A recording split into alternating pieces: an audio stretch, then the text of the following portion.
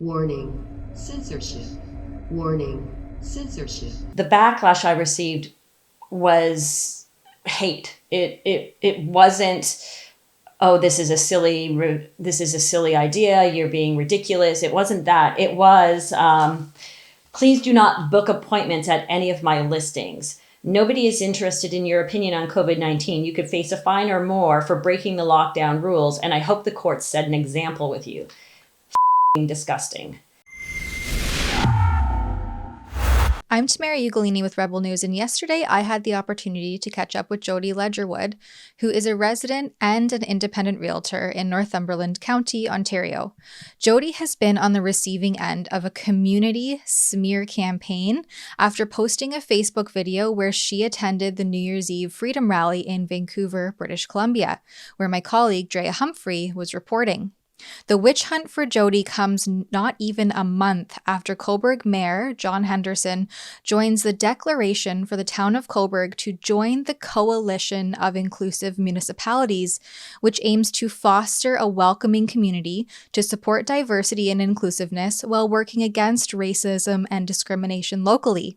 It seems like the town of Cobourg is a good fit for this initiative because the backlash and threats Jody has received since today's Northumberland published her video on their news page is definitely a disgrace.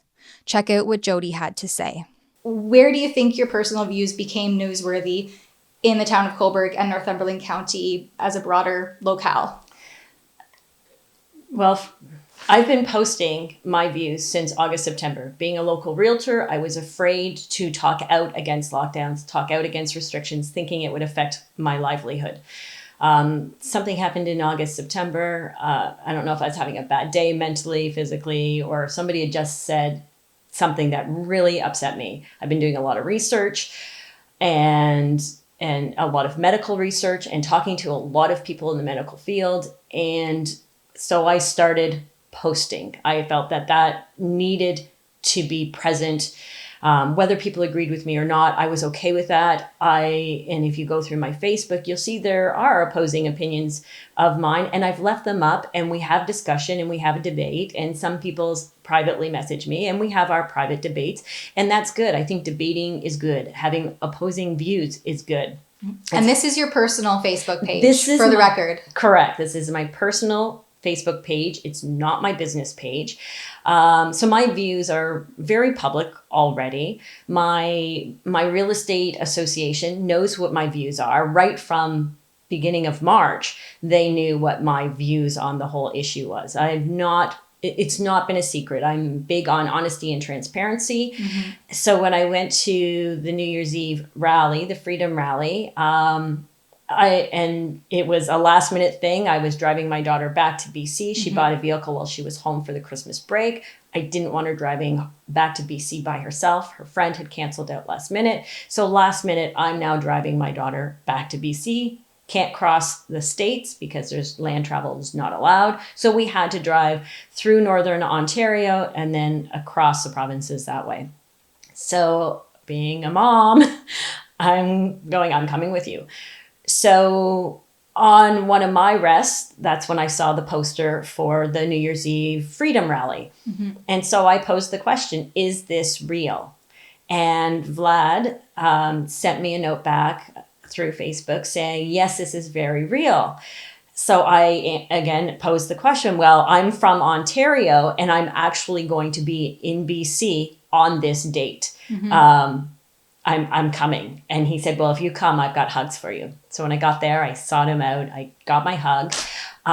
It was such an inclusive environment. I wanted to share that with my Facebook people.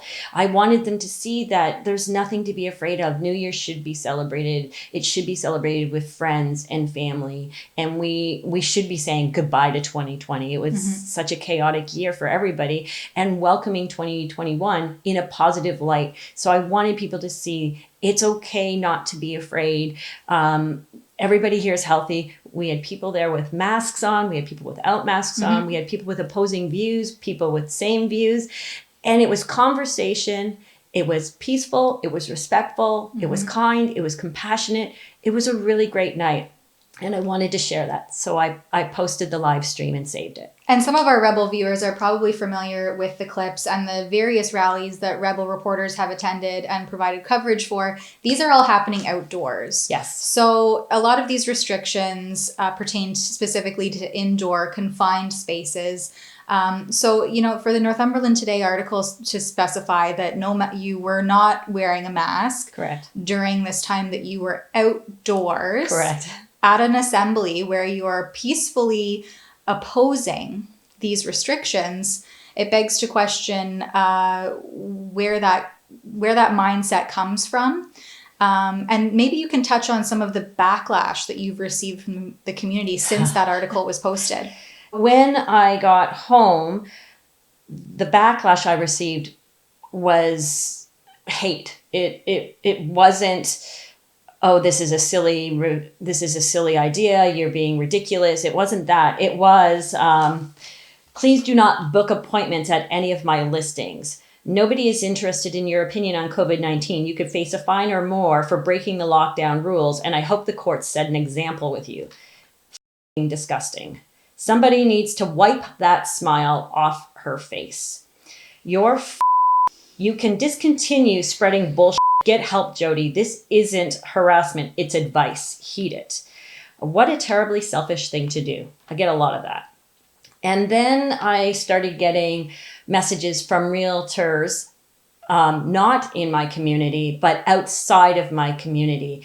A Quinte realtor actually sent me a very long-winded message, and it was, you are a disgrace to our real estate world and set a shitty example for us. You should be utterly ashamed of yourself. Maybe many in the Quinte board have complained to Rico about you. I hope they use you as an example. You deserve all the hard press you get. Only a complete idiot would do what you did.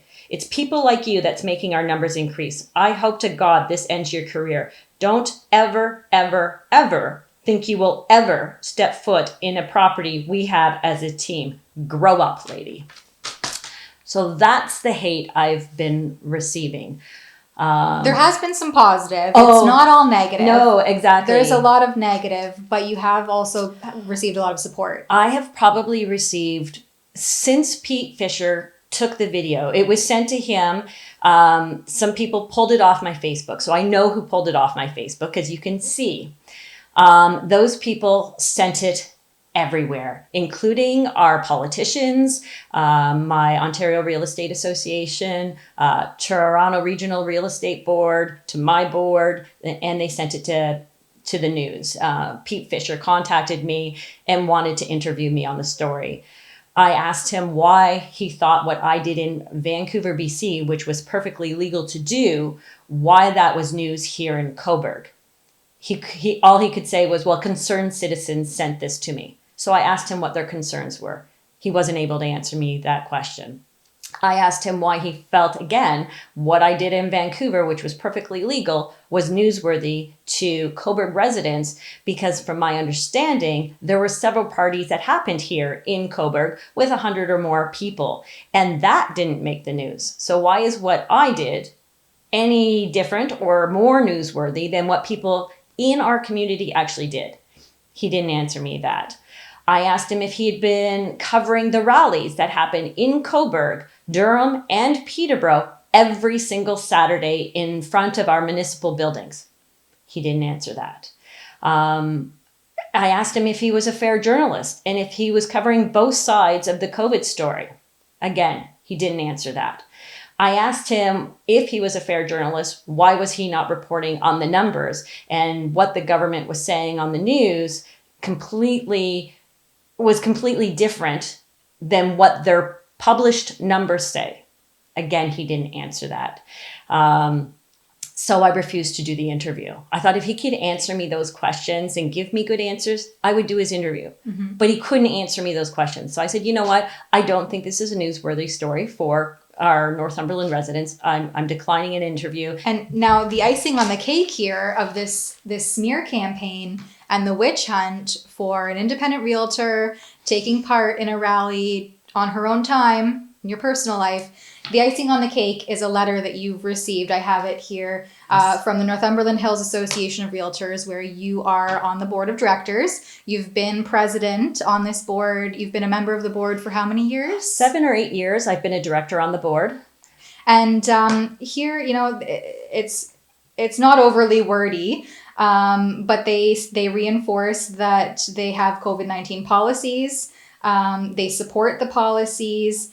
And as a director, you're expected to support the COVID-19 policies. Now, this letter alludes to the fact that you aren't supportive of these policies in your professional life. Perhaps you can touch on that.